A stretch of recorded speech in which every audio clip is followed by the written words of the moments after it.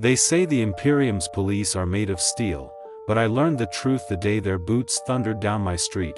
Not heroes, not villains, just men and women built by a galaxy that forgot mercy. That I was only 16 when the Arbites came for my neighbor, but by the end of that night, they came for me too, and that was the moment I discovered what the police of Warhammer 40K truly are. Protectors, executioners, judges, and prisoners of duty all at once. This is my story, the sirens of hive-city.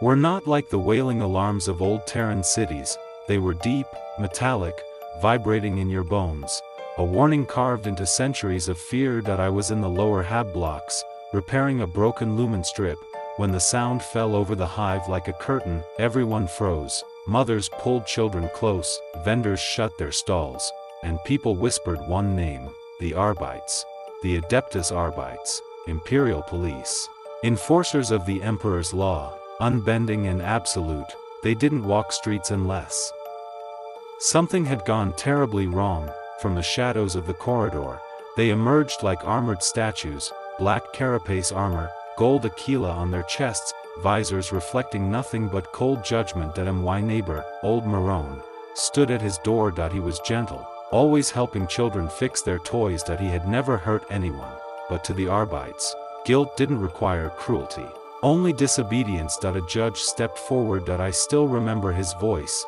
calm, steady, merciless. Citizen Marone, you are charged with possession of restricted knowledge. Marone trembled. He tried to speak, but the judge raised a hand. Silence. The Emperor's law has been spoken.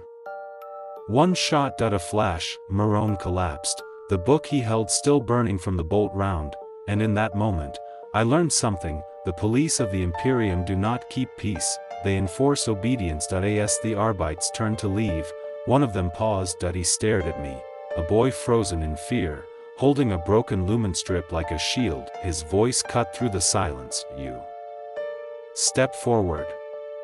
My legs shook. I didn't know what crime they thought I had committed. The judge scanned me with a retinal device, then his armored hand lifted my chin. You fixed this lumen for your block. I nodded, a useful skill. He paused. The Imperium needs citizens who serve the law. I didn't understand, not yet, but that night, my life changed, because the Arbites returned at dawn, not to accuse me, but to recruit me. They said the Imperium needed more hands, more eyes, more loyalty. Every hive did. Crime was endless, heresy infinite, the police always understaffed, always outnumbered, and by the Emperor's decree, every able-bodied youth owed years of service. My mother cried as they took me. I wanted to run back, but a giant armored hand rested on my shoulder. You serve the Emperor. Now, the judge said, stand tall.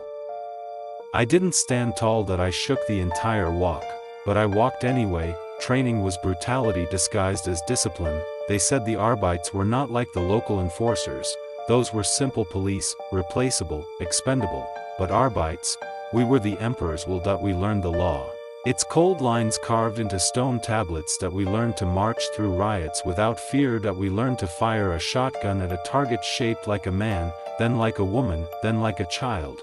And we learned not to hesitate. Obedience over compassion, order over mercy, the Emperor's law over everything. But not everyone believed it. His name was Yarrick. My roommate, my closest friend, the boy who still believed people mattered. One night, after drills, he whispered, do you ever feel like we're becoming the monsters they warned us about?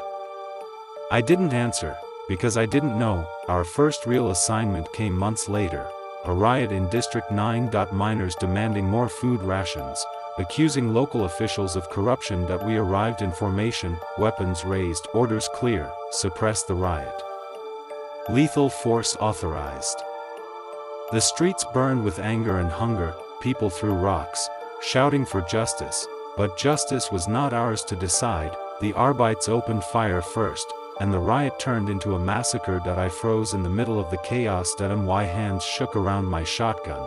Then I saw him, a child hiding behind a broken servo drum. Terrified, I moved toward her, but Yarrick grabbed my arm. Don't, he whispered. If they see, they'll call it disobedience. I didn't care, not this time, that I pulled the child into the shadow of a collapsed wall, shielding her from the gunfire. When the riot finally ended, the streets were covered in bodies and ashes, and the judge who recruited me was waiting. "You hesitated," he said. "No, sir," I replied, breathing hard. "I acted." His visor reflected my face, a boy fighting to stay human in a world built on fear. That he stared for a long time, then he said something I never expected: "The law is absolute. But humanity is a burden we all carry." He turned away. "See that the child reaches the schola. Tell no one." It was the first time I realized the truth. Not all Arbites are monsters, some of them are just tired souls doing the only thing they were taught: protect the Imperium, even when it breaks them. Years later, when I finally stood as a full judge, I walked the same streets I once feared. People still stepped aside, mothers still hid their children, riot alarms still echoed through the hive. But I remembered Marone, that I remembered the riot, that I remembered the child I saved, and I understood something the textbooks never taught. The police of Warhammer 40K are not heroes. Not villains. Not saviors, they are survivors of a galaxy that demands impossible choices. Some enforce the law because they believe in it, some because they fear disobedience, some because it is the only life they know, and some, like me, try to hold on to whatever humanity the Imperium hasn't burned away yet, because even in a galaxy as dark as Warhammer 40K, a single act of mercy can be rebellion.